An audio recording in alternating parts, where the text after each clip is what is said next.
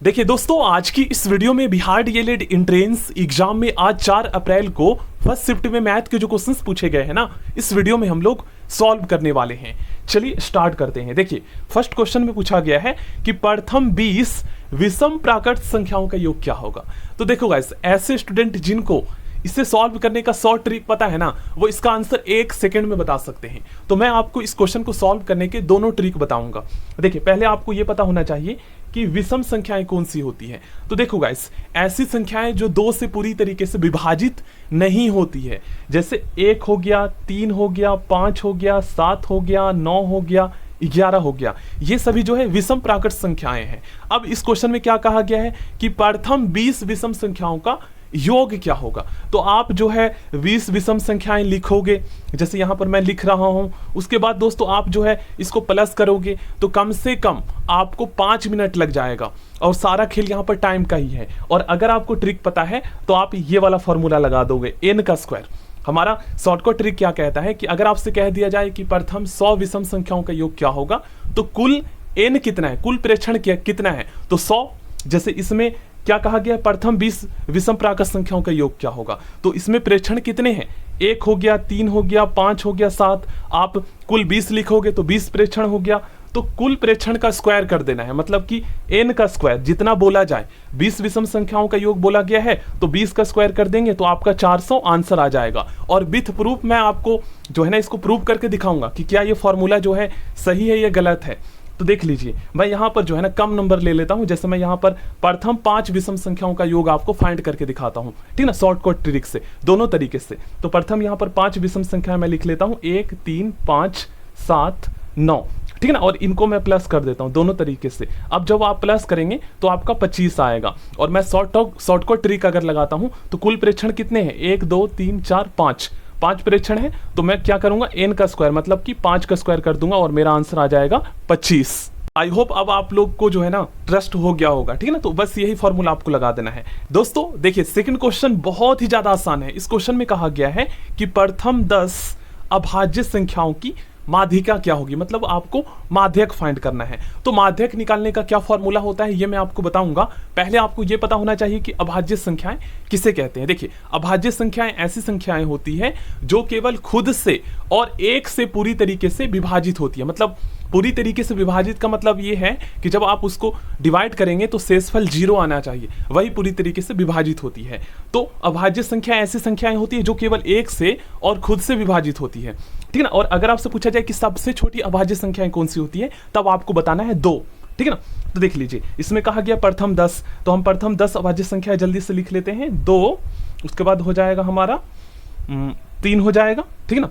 उसके बाद हमारा यहाँ पर हो जाएगा 5, उसके बाद हमारा 7 हो जाएगा, 9 नहीं होगा, 11 हो जाएगा हमारा, क्योंकि 1 और खुद से हो सकता है। 11 हो गया, 13 हो गया, उसके बाद हमारा 15 नहीं होगा, 16 भी नहीं होगा, 17 होगा, उसके बाद दोस्तों 19 होगा, 21 भी नहीं होगा, और 20 भी नहीं होगा, हमारा डायरेक्ट 23 होगा। उसके बाद दोस्तों 25 भी नहीं होगा, 24 भी नहीं होगा, 26 भी नहीं होगा, 27 भी नहीं होगा, डायरेक्ट हमारा 29 होगा। देख लेते हैं कितने हैं ये, 1, 2, 3, 4, 5, 6, 7, 8, 9, 10 हो गए। अब माध्यक ज्ञात करना है दोस्तों।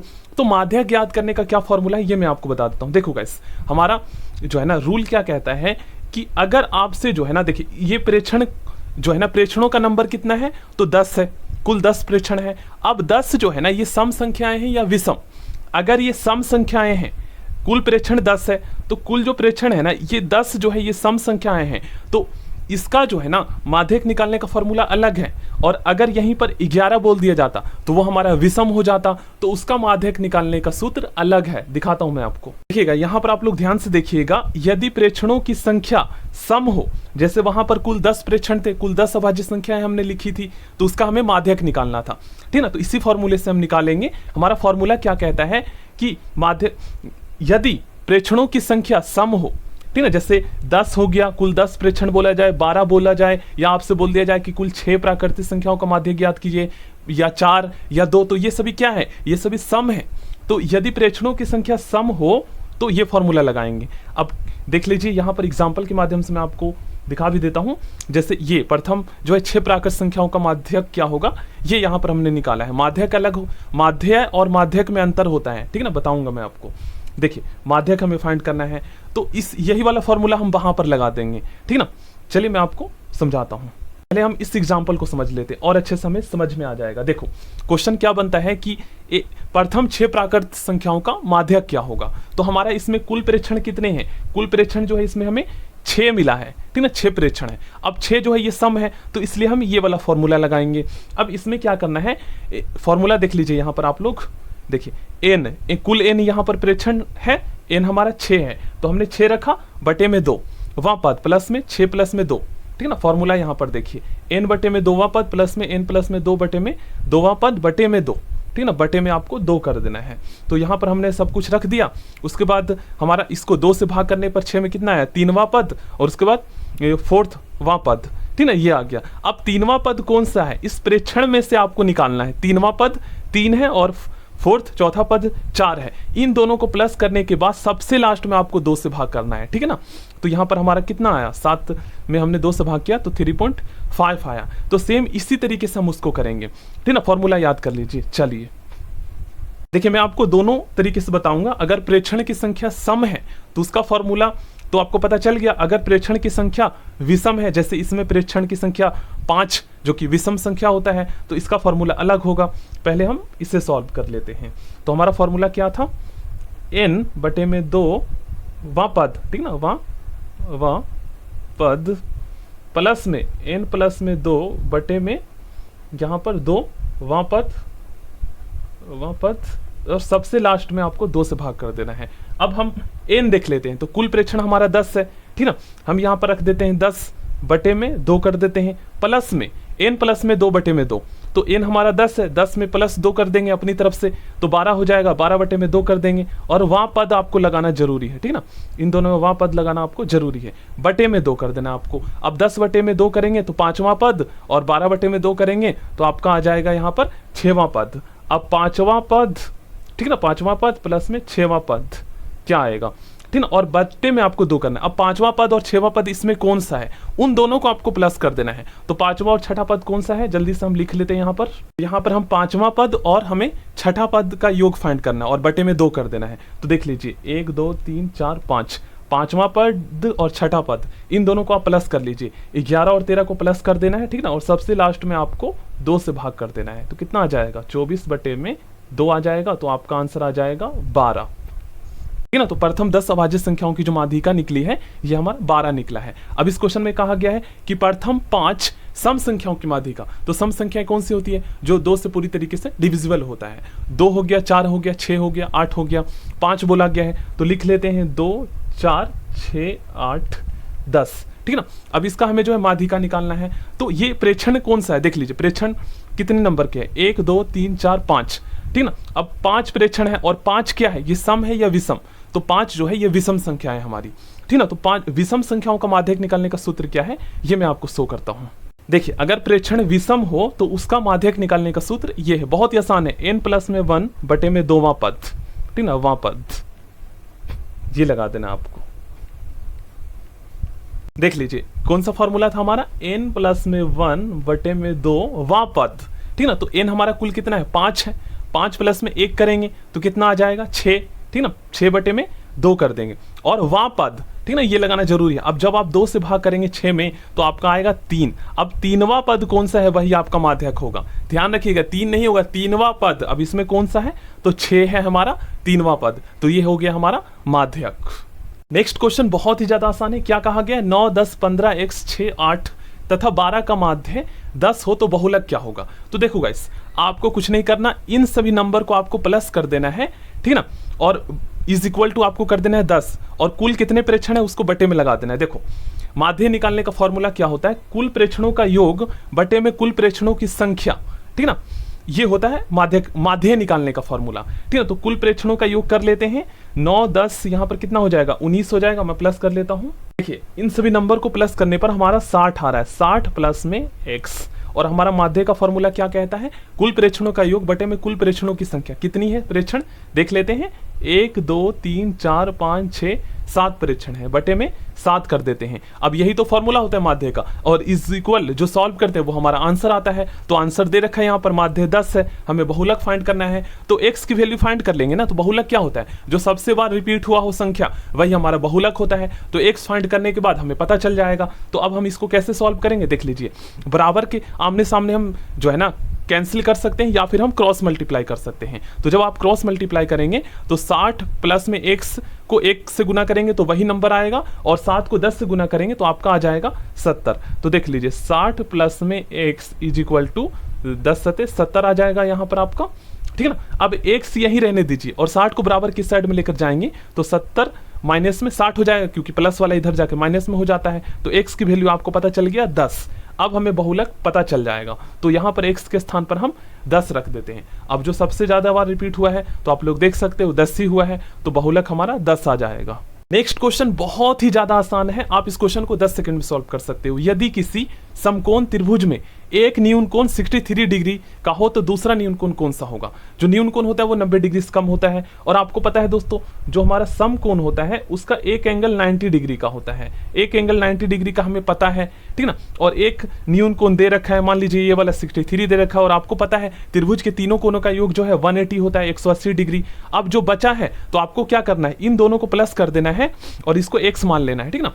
तो आपको क्या करना है, त्रिभुज के तीनों कोणों का योग क्या होता है दोस्तों, तीनों कोणों का योग फाइंड कर लेते हैं, ठीक ना। एक होता है, ये दोनों का योग कर लिया और तीसरा कोण x मान लिया, और इनका योग टोटल 180 होता है, ये हमें पता है, ठीक ना। x यही रहने देते हैं, और आपको क्या करना है 90 और यहाँ पर 63 प्लस कर देना है, और इधर लेकर जाकर 180 में से आपको घटा देना है। तो देख लेते हैं, हम घटा देते हैं, 9 और 6 यहाँ पर 15 हो जाएगा। 153 जब आप घटाएंगे तो कितना आ जाएगा, 10 में से 3 जाएगा 7, और यहाँ पर 7 में से 5 जाएगा 2, 27 आ गया आपका, ठीक ना।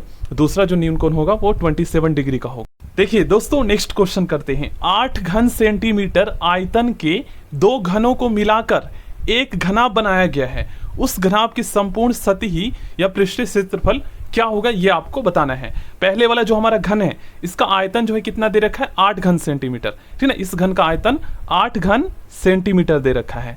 तो पहले तो हम गैस क्या करेंगे, पहले तो हमें फाइंड करना होगा कि इस घन की जो है ना भुजा की लंबाई क्या है। घन में लंबाई चौड़ाई और ऊंचाई सभी बराबर होती है, ठीक ना। आयतन दे रखा है तो हम आयतन के माध्यम से ही जो है ना घन की एक भुजा की लंबाई फाइंड कर लेंगे। उसके बाद हम क्या करेंगे, 2 घन बनाएंगे और दोनों को अटैच कर देंगे। उसके बाद हम उसका लंबाई देखेंगे कितना होता है।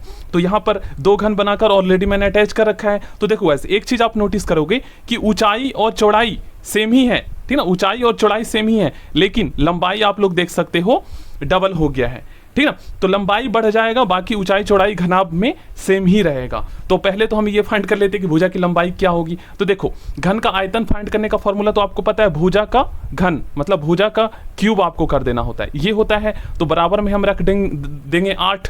अब हम क्या करेंगे, देखो मैं इसको a का 3 कर सकता हूँ, ठीक ना। बात तो भाई ये फॉर्मूला बनाते हैं, इसको इस तरीके से मैंने कर दिया। अब दोस्तों जो ये क्यूब है ना, a की क्यूब, a की जो घन है इधर जाके ये घन मूल में बदल जाएगा, ठीक है ना, क्यूब रूट में बदल जाएगा। तो यहाँ पर हमारा बचा a मतलब भुजा को मैंने डिनोट किया है a से। अब यहाँ पर हम 8 का घनमूल निकाल देंगे, ठीक ना, क्योंकि घन जो है ना इधर क्यूब इधर से उधर जाकर जो है ये किस में चेंज हो जाएगा, बराबर के उस साइड में जाकर घनमूल में चेंज हो जाएगा। अब 8 का जब आप घनमूल निकालेंगे तो इस तरीके से निकालते हैं, घनमूल में 3 गुणनखंड का पेयर बनाते हैं और एक बार हम बाहर निकाल लेते हैं। तो 2 हमें पता चल गया इस घनाभ की जो है भुजा की लंबाई है, चौड़ाई है और ऊंचाई है, 2 ही है, ठीक है ना। अब दोस्तों इस घन को मिलाकर जो है एक घनाभ बनाया गया है। तो चौड़ाई और ऊंचाई, ये चौड़ाई है और ये हमारा ऊंचाई है और ये हमारा चौड़ाई है, दोनों सेम ही रहेगा, लेकिन लंबाई जो है ना ये 4 हो जाएगा, 2 और 2 प्लस हो जाएगा, तो हमारा यहाँ पर 4 हो जाएगा। अब आपको यहाँ पर फॉर्मूला लगा देना घनाभ की जो है ना संपूर्ण सतही या पृष्ठीय क्षेत्रफल का। तो इसका फॉर्मूला होता है 2 ब्रैकेट में l गुना में b प्लस में b गुना में h प्लस में h गुना में l। यहाँ पर l जो है लेंथ, b जो है ब्रेड्थ, यहाँ पर चौड़ाई और h जो है यहाँ पर हाइट, ठीक है ना, ये है। तो यहाँ पर हम सॉल्व कर लेते हैं, 2 रखते हैं, अंदर में l क्या है हमारा 4, ठीक ना, और b क्या है चौड़ाई यहाँ पर हमारा 2 है, गुना कर देते हैं इस तरीके से। b क्या है हमारा 2, ऊंचाई भी हमारा 2 है, प्लस में h हमारा 2 है और l हमें पता चल गया लंबाई 4 है, ठीक ना। इस तरीके से आप गुना कर दीजिए इसको, तो आपका कितना आएगा अंदर में 4 दूनी 8, 2 दूनी 4, 4 दूनी 8, 8 8 16, 16 और 4 20 हो गया। 20 हो गया और 2 ब्रैकेट में यहाँ पर 20। अब इसको आप गुना कर दीजिए ब्रैकेट हटाकर, तो यहाँ पर आपका आंसर आ जाएगा 40। देखिए नेक्स्ट क्वेश्चन बहुत ही ज्यादा आसान है। यहाँ पर हमें x प्लस में 4 से इस बहुपद में हमें भाग करना है, ठीक ना। बहुपद द्विघात समीकरण से काफी क्वेश्चंस पूछे जा रहे हैं। आपको क्या करना है, भाग करने के 2 तरीके होते हैं। एक तो आप इस तरीके से कर सकते हो, x प्लस में 4 is equal to 0, x is equal to 0 के उस साइड लेकर जाएंगे तो माइनस में 4 हो जाएगा। अब x के स्थान पर आप -4 रख के सॉल्व कर दीजिए, ठीक है। तो भागफल तो यहाँ पर नहीं पता चल पाएगा, लेकिन भागफल फाइंड करने का तरीका क्या है कि जैसे आप साधारण भाग करते हैं वैसे आप इसको सॉल्व कर दीजिए, आपका जो है यहाँ पर भागफल पता चल जाएगा। तो देखिए हम इसको सॉल्व कर देते हैं। 2x की स्क्वायर प्लस में 10x प्लस में 8, इस साइड में हमारा भागफल आ जाएगा। तो देखो गाइस, हमें जो है ना पहले तो हमें 2x की स्क्वायर प्लस में 10x बनाना है। तो x प्लस 4 में हम किससे गुना करें, तो अगर हम 2x से गुना करते हैं ना, 2x से x प्लस 4 में गुना करते हैं तो देखते हैं कितना आता है। यहां पर मैं गुना करता हूं, ध्यान से समझिएगा आप लोग। देखिए 2x की स्क्वायर प्लस में 10 से x तक पहुंचने के लिए हमें x प्लस में 4 से किससे गुना करना होगा।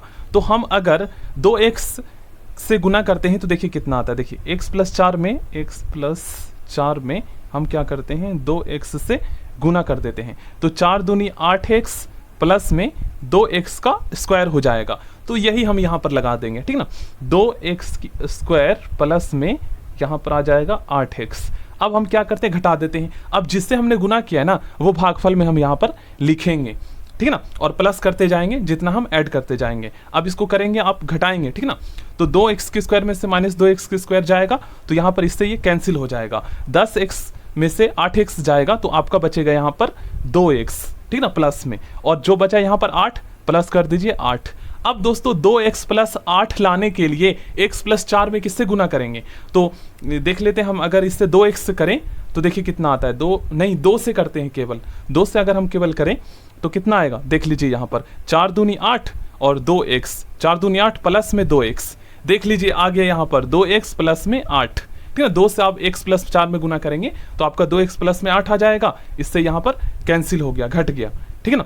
तो यहाँ पर फिर से बाद में हमने किससे गुना किया था, लास्ट में 2 से, तो प्लस 2 कर दीजिए। तो इसका जो आपका यहाँ पर आया ना भाग देने पर भागफल, ये आया 2x प्लस में 2, 2x प्लस में 2। देखिए नेक्स्ट क्वेश्चन भी बहुत ही ज्यादा आसान है। यदि घन का आयतन 1728 घन सेंटीमीटर, ठीक ना, यहाँ पर घन लगा देना है, स्क्वायर नहीं लगता आयतन में, घन का साइन लगता है क्यूब का, ठीक है। ऊपर में 3 छोटा सा है। तो इसके किनारे की लंबाई क्या होगी, आप सभी जानते हैं घन की लंबाई चौड़ाई ऊंचाई सभी बराबर होता है। तो हमें भुजा की लंबाई फाइंड करना है। अब दोस्तों आप सभी जानते हैं घन का जो आयतन का फॉर्मूला क्या होता है, भुजा का क्यूब, ठीक है ना, ये होता है भुजा का क्यूब, या भुजा गुना भुजा गुना भुजा, ये होता है भुजा का क्यूब। इज इक्वल टू, आपको पता है आयतन दे रखा है 1728 घन सेंटीमीटर। अब आपको एक भुजा फाइंड करना है। तो ये जो क्यूब है ना ऊपर में, इसको बराबर किस साइड में लेकर जाएंगे तो ये क्यूब रूट में चेंज हो जाएगा, घनमूल में। अब आप 1728 का घनमूल निकाल दीजिए, आपको जो है ना इसके किनारे की लंबाई पता चल जाएगा, ठीक ना।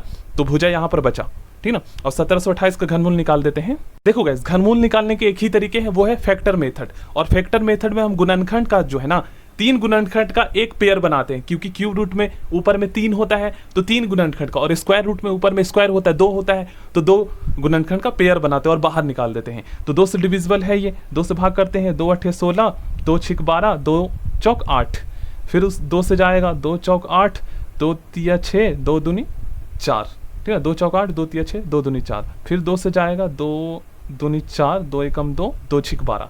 अब 216 किससे जाएगा, तो 216 भी जो है ये 2 से जाएगा, 2 एकम 2 0, 2 8 16, ठीक है ना। अब आगे हम बढ़ते हैं, पेयर बनाते चलते हैं, याद रखिएगा। उसके बाद 108 को हम करते हैं 2 से भाग, 2 5 10, 2 चौक 8, 54 आ गया, 2 से जाएगा 27। अब 27 जो है ये 3 से जाएगा, 3 नीम 27 9, फिर 3 से 3, 3 एकम 3। अब पेयर बनाइए, ठीक ना, क्योंकि क्यूब रूट में ऊपर में क्यूब लगा होता है तो 3 का पेयर बना के बाहर निकाल देते हैं, फैक्टर करना होता है। यहाँ पर हमारा एक पेयर बन गया 2 का, उसके बाद 1 2 यहाँ पर और 2 2 यहाँ पर, तो यहाँ पर भी एक पेयर बन गया और 3 का एक पेयर बन गया। तो देख लीजिए आप इसको इस तरीके से लिख सकते हो। कहने का मतलब ये है कि 2 गुना में 2 गुना में 2, 2 गुना में 2 गुना में 2, उसके बाद 3 को 3 बार गुना करना है, ठीक है ना, पेयर। अब यहाँ पर 2 का पेयर एक बार और बन गया और 3 का एक पेयर, तो 1 बार 2, फिर 2 बार 2, ठीक ना, 2 बार आप 2 निकालेंगे और 1 बार 3 निकालेंगे। 2 दूनी 4, 4 तिया 12, आपका इसका एक भुजा की लंबाई जो है वो आ जाएगा 2 दूनी 4 तिया 12, ठीक ना, 2 दूनी 4 तिया 12, क्योंकि 2 बार 2 का पेयर बना, मतलब 3 गुणनखंड का, तो 2 बार 2 निकला, ठीक ना, और 1 बार 3 गुणनखंड का पेयर बना, ठीक ना, 3, तो इस तरीके से बाहर निकला। 2 दूनी 4 तिया 12 आपका आंसर आ गया। कुछ और क्वेश्चंस देख लेते हैं। यहाँ पर देखो गाइस, इसमें क्या कहा गया है, 124 तथा 24 का महत्तम समवर्तक, मतलब कि HCF आपको फाइंड करना है, तो आप इसे भाग विधि द्वारा फाइंड कर सकते हो। देखो आप क्या करो, 24 से भाग करते रहो, ठीक है, जब तक पूरी तरीके से विभाजित ना हो जाए। तो 124 में आप 24 से भाग करेंगे तो 24 पचे कितना होता है, 5 चौक 20 के 0, 5 दूनी 10, 11 12, 120, 24 पचे 120 यहाँ पर आ जाएगा, कैंसिल, ये कट गया, 4 बचा। अब 4 से जो है ना इस 24 को अंदर रखेंगे, 4 से आप 24 में आप भाग करेंगे, ठीक ना, 4 छिक 24, 4 छिक 24, ठीक ना। तो इस तरीके से आपको भाग करना होता है, महत्तम समवर्तक निकालते हैं तो ये वाला 24 को अंदर रखना होता है। अब यहाँ पर पूरी तरीके से डिविजिबल है, कट गया, तो जो यहाँ पर ये हुआ ना हमारा, ये 4 हुआ इसका महत्तम समवर्तक, ठीक ना। अब इसका निकालते हैं आंसर, 1 2 x 4 5 का माध्यक 3 है, तो इसका माध्य क्या होगा। देखो गाइस, ये पहले प्रेक्षण देखिए, प्रेक्षणों की संख्या कितना क्या है, विषम में है या सम में है, तो 1 2 3 4 5 ये विषम है, तो विषम का अगर प्रेक्षण विषम हो तो इसमें माध्यक निकालने के लिए ये वाला फॉर्मूला लगाते हैं, n + 1 बटे में 2। अब n कितना है, कुल प्रेक्षण 5 है, तो आपको क्या करना है, 5 + में 1 बटे में 2 वा पद, ठीक ना, तो 6 बटे में 2 करेंगे 3 आएगा, तो 3वां पद, अब 3वां पद जो होगा ना वही आंसर होगा, तो x हमारा आंसर है। अब का माध्यक 3 दे रखा है, तो भाई 3 दे रखा है माध्यक, तो हम x के स्थान पर 3 रख देते हैं, क्योंकि x हमारा माध्यक निकला है और यही है इसका माध्यक, तो इसका माध्य क्या होगा। तो आपको माध्य में पता है, कुल प्रेक्षणों का योग बटे में कुल प्रेक्षण से भाग कर देना होता है, तो 5 प्रेक्षण है और हमें पता चल गया है कि x कितना है, वो 3 है, ठीक ना, माध्य के थ्रू जब निकाला, तो अब इसको आप प्लस कर दीजिए और आपका आंसर निकल जाएगा, ठीक ना। देख लीजिए, 1 और 2 3, 3 6, 6 4 10, 5 15, 15 बटे में 5 कर दीजिए तो आपका आंसर आ जाएगा 3।